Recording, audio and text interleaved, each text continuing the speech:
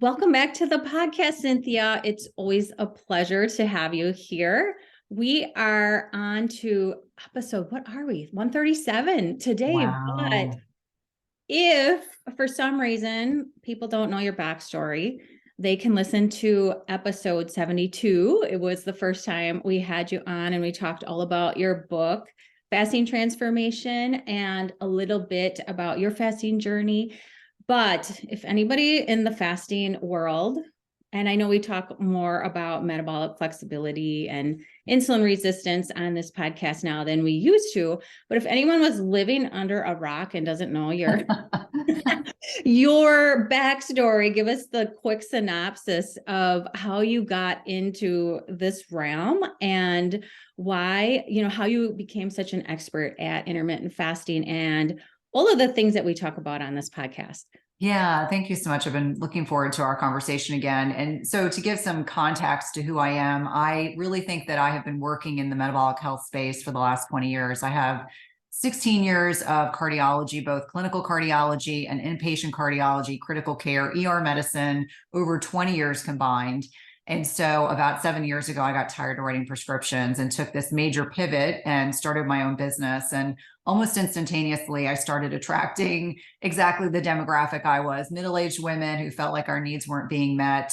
And one of the strategies that I think is profoundly helpful for not only metabolic health, but also for, support of perimenopausal, menopausal women is talking about intermittent fasting. So eating less often. And so that was 2016, left clinical medicine, started creating programs. 2018, decided to do a TED Talk, ended up doing one in 2018, one in 2019. What many people know me for is a talk that went viral in 2019, talking about women and fasting. And so now fast forward, I've now written a book. I have a podcast called Everyday Wellness, and really comfortably sit in the space of helping educate, inspire, and empower women to live their best lives, and love working with other healthcare professionals like yourself that I always say we're allopathic trained, but we've come full circle. We really do see the value of lifestyle as medicine. And so I very humbly now sit in this position where I can help even more women and certainly men in many ways, just talking about intermittent fasting and all these different strategies, starting with lifestyle and really honing in on that. And then finding for many individuals that just changing lifestyle allows them to come off of medications, allows them to live a much more fulfilling, energetic lifestyle. And that's really what all of us should be advocating for. I say all of us, especially as a healthcare community, because I fervently believe, especially after the past 3 years, that a lot of us have gotten off course. We're focused on the wrong things instead of the things we can help our patients change to ensure that they're living vibrant, healthy lives.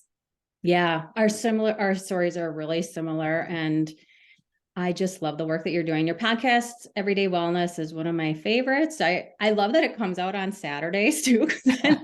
So I'm listening to a lot during the week. I'm like, oh, I always have Cynthia's coming out on Saturdays. So make sure to listen to her podcast. She's got so many great guest experts and so much information. But we are going to talk about supplements today, which we don't discuss a whole ton on the podcast, because I would imagine your thought process is somewhat like mine, where you don't want to just tell people to take 10 or 15 supplements without knowing their past history, what their goals are, what their health history is, their medical history, what medications they're on. And so I'm always really careful to talk about supplements on the podcast. So one supplement we've talked pretty extensively about is berberine, and we've had a guest on explaining the benefits of berberine. And that one I'm really comfortable with in the metabolic health space, because there are numerous studies that show the advantages to taking berberine. But we're going to talk about some different supplements today. And you have had a new supplement line come out in recent months. And the ones that we're going to talk about, I was familiar with, but I've never done a deep dive on. So we're in particular specifically going to talk about creatine and inositol and why you chose those, what they are. One of them is really hard to say. It's true. What in the world is that? And Inositol we'll get to in a little bit, but I know I was not really familiar with this one. So that one I'm really looking forward to disclosing some information about that one. But let's start with creatine. I think most people have at least heard of it. And you and I have sons who are the same age. So when I hear the word creatine, or not so much now, but in the past, when I heard the word creatine, I thought of, teenage boys wanting to put on muscle mass, or gym rats, or bodybuilders. And it was never a supplement that I myself thought about or thought about adding in. And I do strength training 2 to 3 times a week. And I recommend all my students at least start to do some strength training. But I never thought about it for my own self as are we middle-aged? I don't know. When does We middle are. Yeah, well, I think, the average age of, in terms of longevity for women is late 80s. And so if you're in your 40s, you are indeed middle-aged. And so, I very much believe that we start with lifestyle first. You have to really dial in the sleep and the stress and your nutrition. And I know that we're both really passionate to talk about food. But one of the things that I've started to kind of consider is, are there supplements out there that have multiple indications, so multiple reasons why they can be beneficial? I always say, if I can hit something with 3 indications and we know benefit women substantially, then that's even better. And so creatine monohydrate, I certainly came up in my education about, gym bro science and all these people that were taking massive amounts of creatine and anabolic steroids and having a lot of health problems. And so I was always kind of looked at it as a kind of cautionary supplement. And the more I understood, it kind of came on my radar about 18 months ago, actually by my trainer. So I always like to give her credit. And when I started looking at the research and I started taking it, and I'm a middle-aged woman, I'm 51, I'll be 52 in August.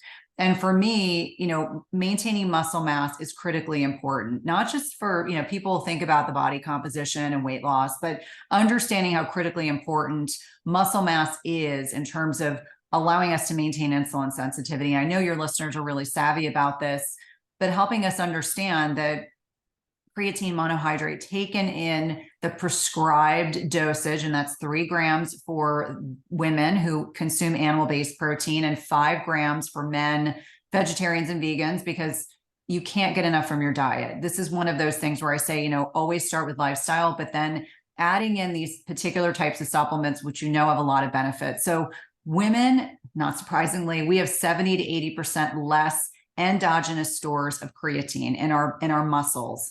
And so it's helpful to understand that at different phases in our lives, like when we're in our menstrual cycles, we have fluctuating needs for creatine.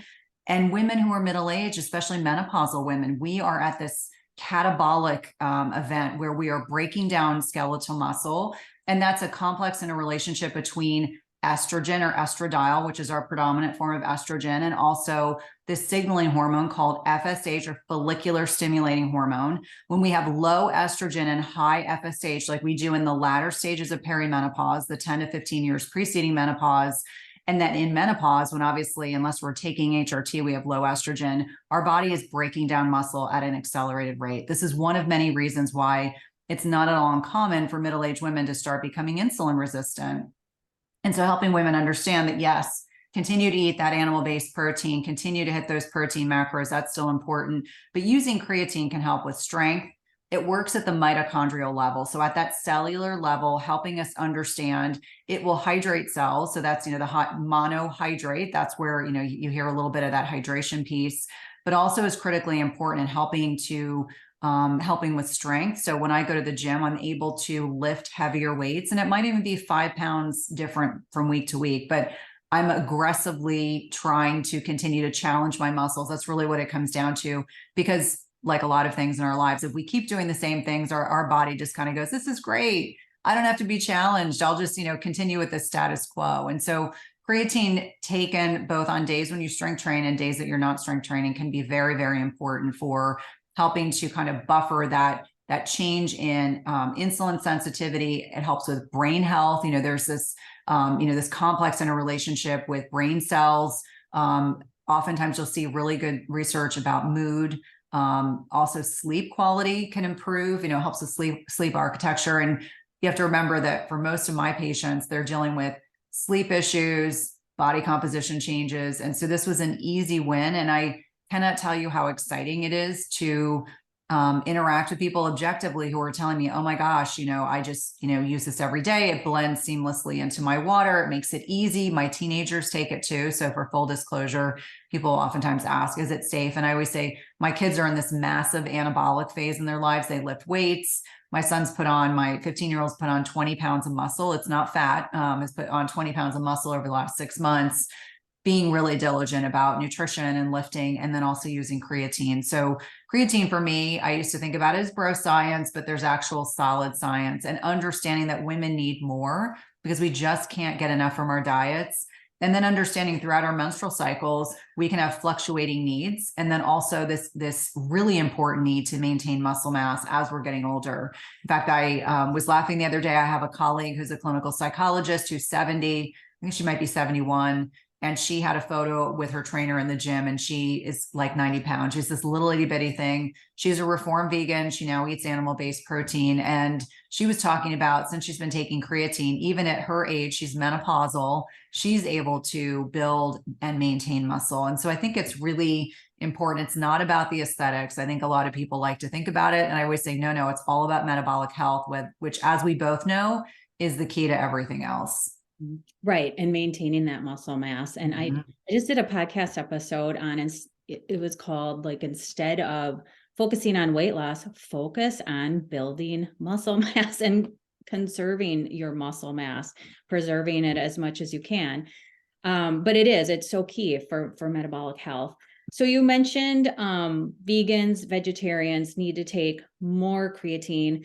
Is it because of this overall lack of protein that we can see in that population, or is it more so the types of protein and how the protein is not, utilized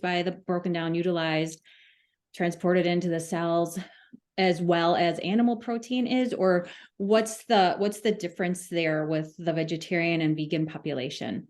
I think that's a really important question. I would say that I think it really depends on the individual, because I have met some vegetarians who are very diligent about making sure their protein needs are met. I think the challenge is always getting enough plant-based protein and trying to balance out that with too much carbohydrate, because more often than not, I know we both see this, too little protein, too much carbs, and people wonder why their body composition is a source of frustration. So I think in a lot of cases, the vegetarians and vegans will struggle with getting enough protein.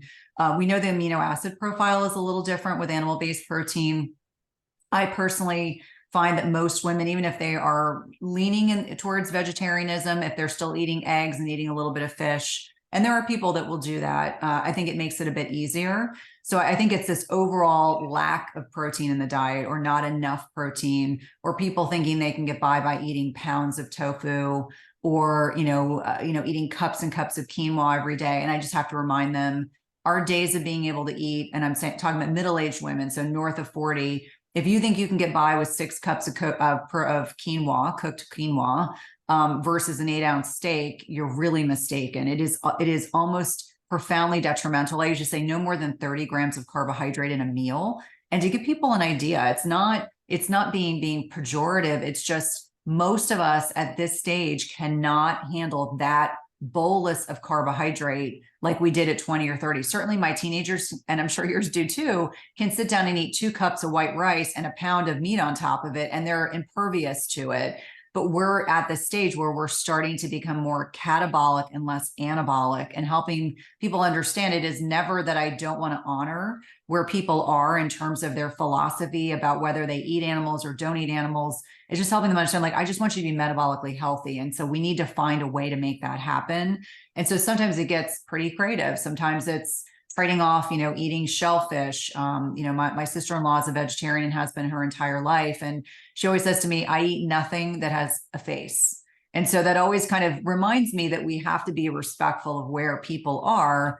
So it's like, okay, eggs are unfertilized eggs. You can eat an egg, you can eat some dairy, trying to find ways around that. But I find for most vegans and vegetarians, it's an under consumption of protein, which accelerates this muscle loss, this sarcopenia, which is such a problem. I'll give you an example. I was at a family wedding this weekend. My mom has many siblings. There are 15 grandchildren, first generation. There's many second generation grandchildren. And when I was taking photos with my aunts, the thing that really stood out to me was I can see which of my aunts are really being diligent about protein and exercise and lifting weights and which ones are not. I'm always hounding my mom because she's actually looks a little frail. You know, she's in her late 70s now. And I was saying to her, I don't care if you do body weight exercises. I will hire someone to come to your house so that you're at least building a scooch more than what you are, because I'm worried you're going to have a fall. And that's really what it comes down to, is that as we're getting older, and I know I'm getting off on a tangent, my concern is always, if you're losing muscle mass, you lose the ability. We saw this in the hospital. I'm sure both of us did. 50-year-olds who couldn't get off a bedside commode, or 55-year-olds who fall and break a hip. I mean, that's tragic, because the prognostic indications for individuals that fall and break a hip is that it's a kind of a harbinger of the potential for, you know, having issues with longevity. You know, if you fall and break a hip, you become less physically active, your muscle mass, you know, declines further, you lose that connection, that muscle connection with your brain and your body. And that can be hugely problematic for most individuals. Yeah. And I'm sure we both see this with all of our followers, our students, our clients that we're working with. Women just undereat protein. Like when I tell them to target 100 grams of protein a day, they're mind boggled. They're like, well, I can hardly get 40 or 50, even if they're eating 3 meals. They're thinking an egg or 2 for breakfast is going to do it. And so I know I'm really careful about posting everything that well, not everything, but a lot of the things that I'm eating, especially when I'm meeting that 50. For me, I only eat 2 meals a day. So I target 50 grams at each meal. And if I'm hitting that, I'm always posting it, because women are just astounded by that number. And I'm like, no, 100 is like the minimum. Yeah. Yeah. Targeting not 30, not 40, not 30 or 40 a day, 30 or 40 a meal if you're eating 3 a day. And then, of course, as we get older, most people think they need less protein. They're not as active. Need more. You need more. You need Yeah. more protein as you get older. And it's like appetite, you know, appetite kind of comes into play, but the lower stomach acid, you're not breaking down and utilizing it as well. So yeah, like I've made this one of my main messages and just one of my main targets with all my students, especially female, like you need to hit those protein macros first. And if you do that, so many other things fall into place. So that was my next question is, you know, do you see creatine working to the same capacity if, you know, women aren't hitting their protein goals, if they're falling short? You know, is it going to work with the protein that they are consuming, or is it more like we really need to work on targeting your protein goals for the creatine to work as efficiently as it can? I hope that made sense with. Yeah, no, it totally does. And I think it's a really good question. I think it's multiple things. If we want to maintain muscle mass, we have to lift heavy things. And that's very relative. So if you're listening and you're like, I don't lift weights, I love to run every day. If you're a middle-aged woman, you're doing yourself a disservice, because raising your cortisol and, getting into this, you're exacerbate. It's like adding gasoline to the fire. I'm not saying never run again, but if you're running 5 to 10 miles a day, you'd be better served taking 2 or 3 days and getting in the gym and lifting weights. And maybe it starts with body weight exercises, and then bands, and then light weights, and then heavier weights. And if you don't know how to do any of those things, hire a trainer. You can do so very inexpensively. And I think that's really important. So the message is always lift weights at least 2 to 3 days a week. Making sure you're aiming for that 100 grams of protein, and then adding in and high quality sleep. So if you're struggling with sleep issues, you got to figure that out. And unfortunately, I think with the prevailing kind of wisdom over the last 20 years, certainly I finished my nurse practitioner program in 2001. And this was back around the WHI Women's Health Initiative study that came out in 2002. And so we have a whole generation of clinicians that are afraid to prescribe hormones, patients who are terrified to take hormones, a lot of misinformation. And so the other piece of that is saying, if you are perimenopausal or menopausal, you're not sleeping, you need to figure that out before you ever start fasting, before you ever start stressing about adding in supplements, really understanding, why are you not sleeping? Is it because your progesterone levels are just low throughout your cycle? Is it because they're really low right before you menstruate and you're just miserable because you're anxious, depressed, and you can't sleep? Is it because you also have low estrogen, and understanding the interrelationship with all these other lifestyle factors, HRT may be a missing piece. And I want to be really clear about that. Please don't fear talking about HRT with your provider. If you can't find the right provider, I'll definitely give you some recommendations of where I say this is a good place to start. A lot of these people I've interviewed on the podcast, and there's other great resources there too. But understanding that, yes, lifting weights, hitting your protein macros, getting high quality sleep, and maybe some HRT are going to be the things that are going to be differentiators. And this is also, when you get to that point where your sleep's dialed in and you're starting to lift weights, yes, I think creatine can be a little bit of magic, a lot of magic that I think for many people can be like a huge contributor to why people will feel different in the gym. They'll feel like they physiologically look different. I always say, I know that you talk about this, getting, I like bod pods for this, where you get a baseline assessment of body fat, because it's very hard with the scale. Sometimes the scales, unless they're pretty sophisticated, they may not differentiate fat from muscle tissue. In fact, there was one at KetoCon that was pretty humorous. I stood on it and was kind of like, I don't need to gain 30 pounds of muscle. I just stood on a scale that is telling me I need to gain 30 pounds of muscle. But, the woman was like, oh, well, sometimes there's limitations to some of these gadgets. But the point of why I'm sharing all this is that creatine is an adjunct to all the other things we're doing. I don't want anyone to take creatine and not be lifting weights and not be hitting your protein macros, because you're not going to see all the benefits. And I think that's a really important message to make sure that I share. Yes. And that's why they're called supplements, right? It's like it's supplemental to nutrition and sleep and stress and all the other things. Mm-hmm. Like you said, it could just be that one thing that takes you from feeling like you're 90 to 95% there with your health to closer to that 100, to where you really want to feel your best. Mm-hmm. So the dosage recommendation is 3 grams. Is that for everybody, males, females? Yeah. So okay. If you're a female and you eat meat and you eat animal-based protein, it's 3 grams a day. If you are a male or you are a female who is vegetarian or vegan, you want 5 grams a day. And that is because you cannot get enough, irrespective of what type of protein you eat, from your diet. This is important. And we know women have 70 to 80% less endogenous stores of creatine than men. So important to understand, like, we can be doing all the right things and we are never going to have the same amount of endogenous, which means inside stores, intracellular stores of creatine. So that's why supplementation is really important. And sometimes people will say, like, as an example, my product, the scoop is 3 grams and my kids will just take 2. For some people that may be bloating. Now, here's something to mention. Some people report they feel bloated when they take creatine. Sometimes it's dosage related. Sometimes it's just where you are in your cycle. Obviously, if you're in the luteal phase right before you get your menstrual cycle, you're going to be prone to more water retention.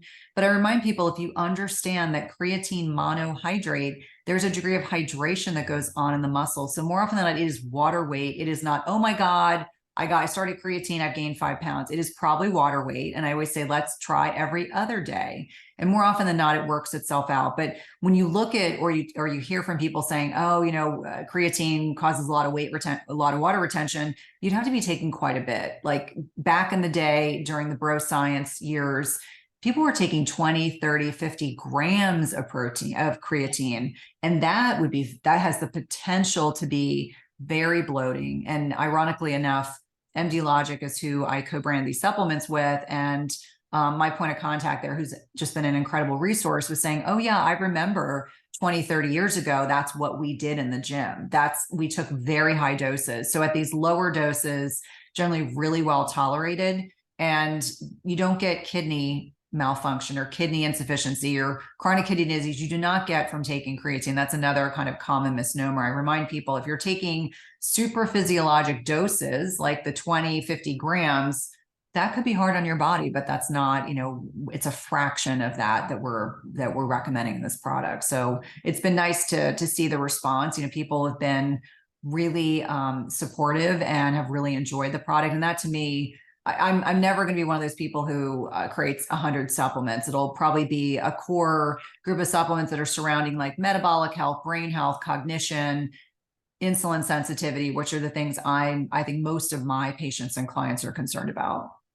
Sure. And do you mix it with water or some You can other? put it in anything. Yeah. And it's so like the granulation is so fine that if you put it in water, like I put it in water in my feeding window with a squeeze of lemon, because I'm like citrus obsessed.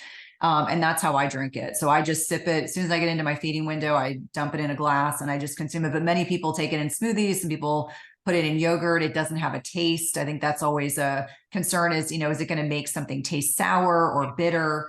No, that's one of the benefits. And that's why we wanted it to be a powder, because if you put in a capsule, it starts getting prohibitively expensive just to keep putting things in capsules. And so pouches just are more economic. It's more economical. It's more, environmentally friendly. And so that was also an important point to me as well. And I'm sure people are wondering, it doesn't break the fast. You just like to use yours with. No, it will break a fast because Cool. creatine, if you think about it, it's, an amino acid. So it's something that I remind people that if you clean fast, which I know we both are fans of, save it for your feeding window. It's not a big deal. You don't have to take it during your workout. You don't have to take it immediately after your workout. Usually I break my fast by 10 a.m. If I've worked out, I'm probably home by 8. So it's usually within a couple hours that I'll take it, but it's not about timing. And this is something that Dr. Gabrielle Line and I've talked about a lot. It's more about what you consume over a 24-hour period, much like protein. So, people will say, oh, you have to get that protein in 30 minutes after you exercise. No, you don't. Your body is far more sophisticated than that. And it's more about what have you consumed over a 24-hour period of time? And that's where I think that it takes a lot of pressure off people that hear the bro science and then they're trying to make sense of, what makes sense to them, what is their provider training telling them about. And with the exception of registered dietitians, I think most healthcare providers don't get little to no education on nutrition. So we're generally not the best people to talk to about nutrition. And this is where I think RDs really shine. And for me, I had to go back and do more training. I still do more training because there was such a lack of it in both my nursing and nurse practitioner programs. Yeah. And even with supplements, I mean, we know some, but unless you're specialized in one area, like I never heard of berberine until the last couple of years. I'm like, what is that? How did I not know about this? So it's just one of those things that unless you're in your own little corner, it's hard to know about everything and anything. So that was my last question about the timing. Cause I have seen that like for some companies will recommend it's got to be within a half an hour of your workout or so that's good to know. And totally agree with you on the protein and the 24-hour thing. I've seen the same thing. It's like people are so worried about when I have to get my protein around my workout. But I work out at, like you said, like 5 a.m. Yeah. I don't want to put, all this protein in my body. So I'm glad that you mentioned that and clarified that. Is there anything we're missing with creatine that you want people to know, or did we pretty well go over whatever it is that we really should, people should be educated with?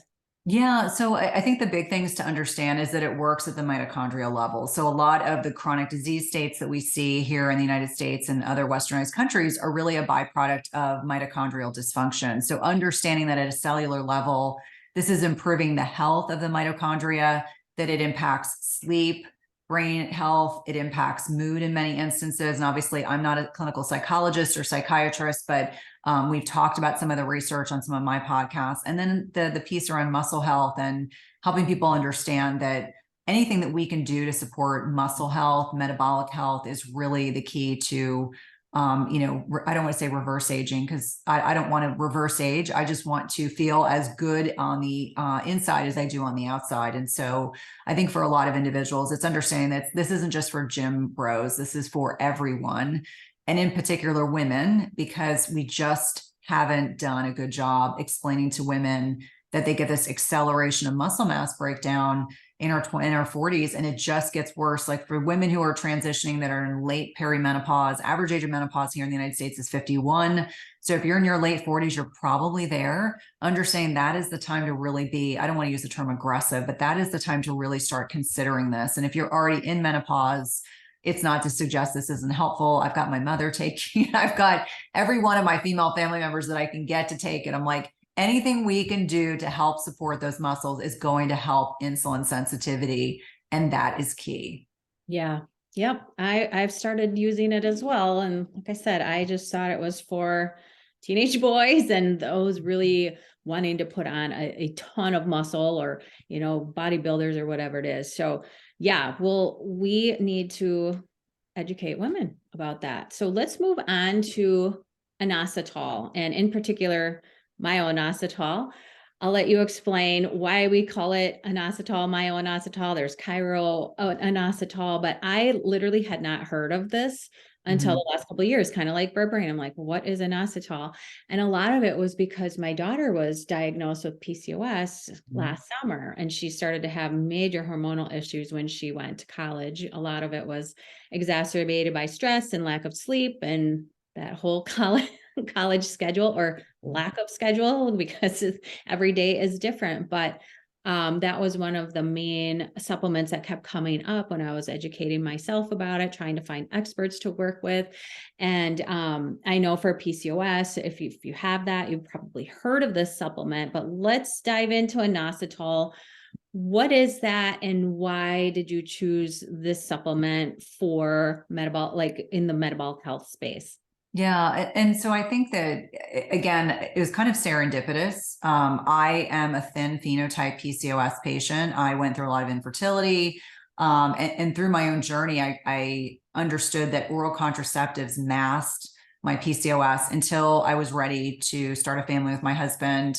And I was really shocked / disappointed that, yes, oral contraceptives ensured that I had a cycle every month. I had terrible PMS while I was on the pill. In fact, I didn't know I didn't have PMS until I went off, but it hid all of those symptoms for so many years. So, keeping me in a very low estrogen state. I know that wasn't the impetus for this conversation, but the more I interview other GYNs and experts in PCOS, I started to understand that a lot of what's at the basis, even if you're thin, is inflammation, oxidative stress, and a degree of insulin resistance, even if it's not yet showing up on your labs. It's the most common endocrine disorder in the country, not hypothyroidism. It is PCOS. It is so common, and yet it is so underdiagnosed. So initially I came to it as I was learning about PCOS and at a different level. Like obviously people like Dr. Felice Gersh, who I think has written the best book on PCOS that's out there. Quite honestly, I think it's like the definitive guide to PCOS.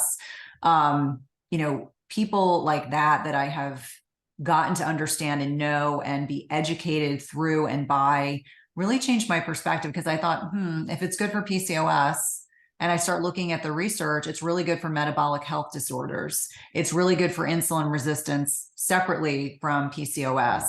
And if a lot of what we're talking about in the metabolic health space is that only about 7 to 8% of Americans right now are metabolically healthy, it's like, heck, we all need this. I don't care who you are. I initially came to it through that lens and really thought about it like, when I have someone in my practice that has PCOS, we should add this into their regimen. But then I started reading more about the changes in sleep architecture. Almost all of my people have issues staying asleep. They fall asleep, they can't stay asleep. They wake up between 1 and 3, 2 and 4. They're miserable. I have some women who've had 20 years of poor quality sleep, being in perimenopause and menopause, which is a crime. Because if there's any healthcare practitioner out there who thinks that's acceptable for women, that's a crime. And so I then became interested in really looking at the research, like what is happening on a mitochondrial level that is impacting sleep architecture. So then I went down that rabbit hole, and then I realized there's really good research on mood disorders. And I just had an expert on, because this is, again, not my area of expertise, OCD, so obsessive compulsive disorder, anxiety disorders, ADHD, depression, in terms of its interrelationship with serotonin and dopamine signaling and other neurotransmitters, and then helping people understand at the very basis of all this is helping with insulin sensitivity. So I do like berberine, but I only like berberine a little bit. Berberine is very effective. Berberine is like a sledgehammer. I always say that myo-inositol in particular, and I'll talk about these different sugar isomers that differentiate D-chiro from myo-inositol, but helping people understand this is a supplement that you can take for a long time. It doesn't have the antimicrobial effects of berberine. That's oftentimes where the gas, the bloating, the diarrhea, and it's because it is a potent antimicrobial agent. Berberine is. Myo-inositol works differently. So it's much more gentle. I find compliance is better, meaning people are willing to continue taking it because they feel good. I've had people write letters to us, and this makes me really emotional, but they're like, this is the first time I've been able to sleep. Or all of a sudden I didn't realize like my anxiety was getting bad and it's actually better. And having conversations with their psychiatrists and their psychologists, I'm always like, listen, I'm not recommending anyone stop any medication, but in conjunction with the solid research that's out there, helping people understand like this is a supplement that has a lot of benefits, not just with the metabolic health and insulin sensitivity, but mood and cognition and sleep quality.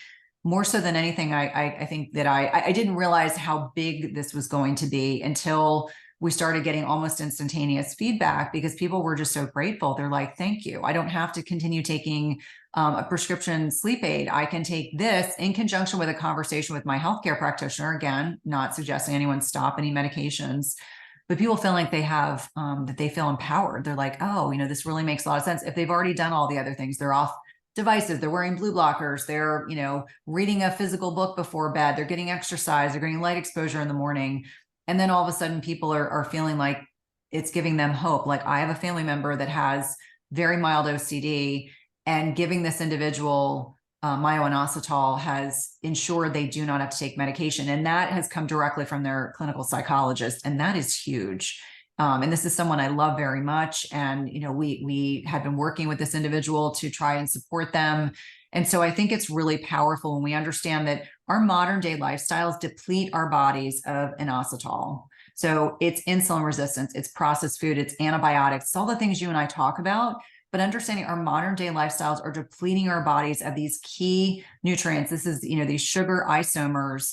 And, oftentimes people will say, well, can I take this? Will it break a fast?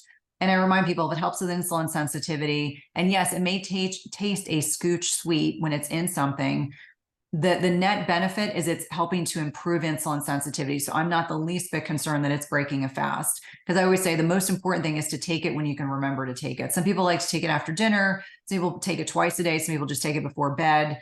I think it's important. And the differentiator between D-chiro versus myo-inositol, again, it is kind of a mouthful. You can just call it inositol, which is what the product is called, because we were like, no one's going to be able to pronounce this.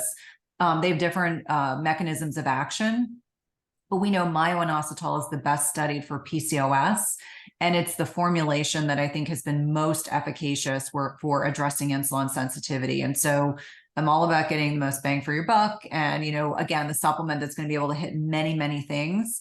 I find for a lot of people that it's a good starting place in terms of if they're on their insulin resistance journey, maybe they are walking after a meal, maybe they're focusing on protein, maybe they're trying to dial in on sleep.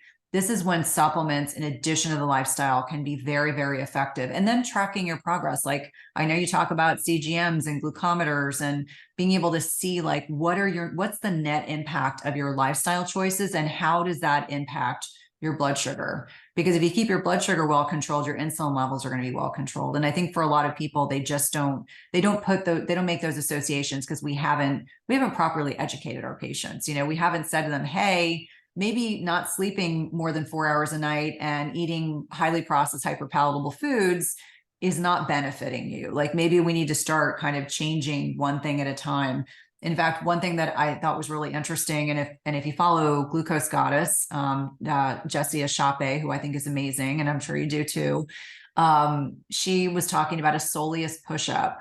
So when people say to me, I don't have enough time to exercise, I'm like, do nothing more than a soleus push-up. Like literally, you can have your feet flat to the ground and just flex your ankle. And that soleus muscle is your calf muscle. And even though it's not a huge muscle, it actually can be very helpful for keeping your insulin sensitivity, your blood sugar down. So just even like doing like a bicep, people talk about doing bicep curls. You can do this discreetly. No one will know what you're doing. I do them on the plane. I do them in the car when I'm not driving. But all these different ways that we can help support insulin sensitivity. And so myo-inositol has been just this incredible blessing, because a colleague of mine said, I see that you're picking unusual things for your supplements. And I said, I don't think it's that it's unusual. I think it's less well known. And that to me is really what I want, because we know a lot about the benefits of magnesium and adaptogenic herbs and things like that. And those are still important. Let me be clear. But things that have multi-purposes that allow people to kind of, be able to fine tune, scale back on their supplements. Like I have people that come to me, I'm sure you see them too. They've got 50 supplements they're taking. My mom did this. She was seeing this really well-regarded functional medicine doctor. And I called the doctor while I was with my mom, and I just said, can we start consolidating? Because she's on so much, and she's a retiree, she's on a budget. All of us have budgets. They may all look very different, but I like to be on less and not more. And so things that have multiple purposes to me are the most interesting. Yeah, when I was a practitioner in the conventional space, it was amazing. People would walk in with just their whole bag of supplements and plop them down. I'm like, that's going to take our whole hour to even go through these. And I don't even know what all of these are, what they're for. So yeah. And I'm like, I think you just have really expensive urine, because I don't know how well these are helping you. But when I think of inositol also, I would have never thought to recommend it for males. Like I just thought it was more of, helping the females more at the ovary level with the PCOS. So it's really interesting how many people, like everyone benefits from this, but are there any differences in dosages with males versus females, or is it working at the same level, the same mechanism for males and females as well? Yeah, and that's certainly an important question. So I think about, why are you taking it? So if you're someone who's struggling with sleep, I say start with 1 gram in the evening. If you are someone who has PCOS, the research really shows 2 to 4 grams a day. So you may take 2 scoops in the morning, 2 at night, obviously starting off conservatively. If you're a thin phenotype PCOS, maybe it's 1 gram to start, then add in a second if you feel good. I just did a podcast with Dr. Roseanne, and, she's a mental health expert. She's a clinical psychologist, and the research on mood disorders is much higher. I mean, you could have 5, 10, 15 grams. And so I always say, this is not my area of expertise, but we do have some resources for that podcast in particular. So for mood disorders, you're going to take more. I think depending on how insulin resistant someone is, they may need more. They may have to start with 1 gram twice a day, and then monitor where their blood sugar is going. Like I said, when I think about berberine, I think of a sledgehammer. With myo-inositol, I don't think of it as a feather, but I think it is much more gentle and better tolerated. And so for this reason, I'm more comfortable saying, let's start with 1 gram twice a day, and then we'll kind of work up from there. I do have women in my practice that have, they have PCOS, but they have kind of the normal phenotype that we think about with PCOS. They're insulin resistant, they're a bit obese or overweight. And so for them, we can push things. Maybe we start with 2 grams once a day and kind of wait and see how they feel. Plus they're using a glucometer or a CGM, just so that we can be mindful of, their blood sugar regulation and adapting their food and their sleep quality and the exercise piece. But I do find for a lot of individuals, mood disorders are going to need higher doses, and we do have resources on that. Understanding that if you're just taking it for sleep, starting with 1 gram, I would say 1 to 2 grams, depending on what works. For me, if I'm doing travel, sometimes I'll take 2 grams at night instead of 1. It's not something you build a tolerance to. Whereas berberine, I think I usually feel like you take it for 3 months and then you pause. I don't feel like that. I haven't read any research that suggests you have to do that with myo-inositol. It works a little bit differerly. And I do like berberine. I want to be clear. I'm not anti-berberine. But I find for a lot of women, they start getting the gas, the bloating, the diarrhea. I had one woman in particular, it was part of an antimicrobial protocol. We were addressing some dysbiosis, and she started getting hot flashes. She was getting hot flashes because it dropped her blood sugar precipitously. So we talk about how it can be a potent, a potent supplement for helping with insulin sensitivity, sometimes too much so. So again, a lot of that bioindividuality rules, but myo-inositol is equally efficacious, a little bit more gentle. And these are both powder. So can you use them together? Like could you put them both in? I know you said with the sleeping, you would do more at the tail end of your day before bed, but can you mix them together? Yes. Yep. Okay. You can totally mix them together. I find like myo-inositol is not as fine. So you may put it in water and it may not be crystalline that it dissipates 100%, but I haven't had any problems with people feeling like it's bitter or it's clumpy, nothing like that. Some people like to take them both together. So they'll put them in a smoothie. Some people like to take them separately. I think a lot of it depends on what can you do consistently. If it's easier for you to take them together, take them together. If it's easier for you to take one in the morning, one in the evening, then do that as well. I think it's all about what can you be consistent with, because I think that does lend itself to having better success. Sure.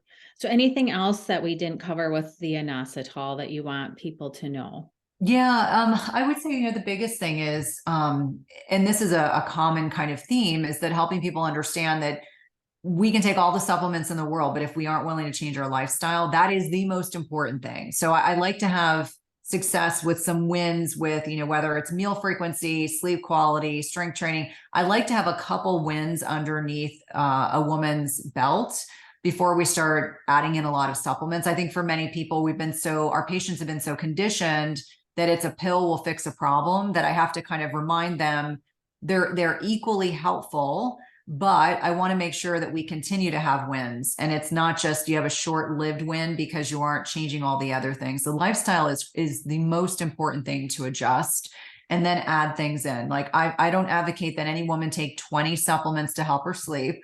It's usually a couple targeted supplements depending on the individual, plus or minus HRT. Like I say all the time, they'll have to pry my progesterone out of my cold dark hands. I'm not giving that up. But things like that can make a world of difference for women. And there's no one out there that needs to suffer, irrespective of whether or not you're a man or a woman. I do find for a lot of people, like my husband, even, who's not an anxious person by any stretch of the imagination, sometimes he'll grab an inositol because he's had a super stressful day. It's not going to make you fall asleep. That's a common question. But he'll use that because it can be very kind of calming to the autonomic nervous system. And certainly most of us are sympathetic dominant. And so anything that's going to stimulate that parasympathetic, when we can digest our food, we can detoxify, we can relax. That is very helpful, but it will not make you sleepy. That's a very, very common concern. If I take it at 7 o'clock at night, will it make me fall asleep? No, it'll make you relax, which is not a bad thing. Right. No, we could all use that. And it's really important to, just rehash it one more time. Like with my daughter, she's on I wouldn't say many, she's on probably 5 or 6 targeted supplements for her PCOS. She's got her nutrition dialed in, but for her, she's got very, very pretty severe cortisol issues as well that we found through some testing. So I can always tell, I don't see her as often as I would like to, but I can always tell in, pictures or whatever, because she has struggled with acne that was one of her main symptoms of her PCOS. Cause she was she's always been thin. And then she basically lost her period when she went to college, but I'm like, yep, you have not been sleeping and you've had a stressful week, but the sleep for sure, because the cortisol levels are so wonky too. For her, what if she goes a couple, 2, 3, like she can feel her skin start to hurt if she's been sleep deprived for a couple of days. And then like the week of finals this last semester, I was like, oh girl, we got to get you home. We got to get you sleepy. Moving. And it was just like all of these huge life changes all at once. But yes, those foundations, and I have told her that I'm like, you cannot out supplement those foundations. They have to be there, and the supplements are supplemental. So one last question, and then we'll wrap up. How did you choose? Because we both know that you don't just want to go to some big box store and grab supplements off the shelf. Your facility that makes your supplements is GMP certified. It's in the United States. How did you go about choosing, you don't have to spend a ton of time here, but how did you go about choosing who to partner with? And, how can we as listeners be smart about the supplements that we are selecting? Because the last thing you want to do is put something in your body that, number one, isn't what is on the label, or number two, is very expensive and is doing no good for you. Yeah, I think these are really important considerations. So you want pharmaceutical grade supplements, and most of what you find in your grocery store, Costco, is junk. There's been third-party testing that's evaluated what is supposed to be in some of these supplements, and I'm not going to call it any brands. So that was always a concern. And as a practitioner, I've always worked with companies that have, they screen for gluten, they screen for dairy, they screen for all the big allergens, understanding like what type of facilities, what's the type of testing, do they third-party test, which means someone completely objective is determining what's actually in that supplement. So to kind of provide a very brief explanation for why I decided to co-brand with MD Logic. I had a girlfriend who had a really good experience with them. And so it became kind of a natural extension. She made the introduction. We talked about like, what would that first supplement be? And then I said, you know what? I think I want to do something different. I think a lot of my peers are doing like vitamin D and magnesium, and I love magnesium. I probably will do a magnesium, but they were doing what I consider to be more common things that make a lot of sense. But I said, I want to create a supplement line that is focused on metabolic health, brain and cognition, sleep support, because those are the big concerns of my patients and clients.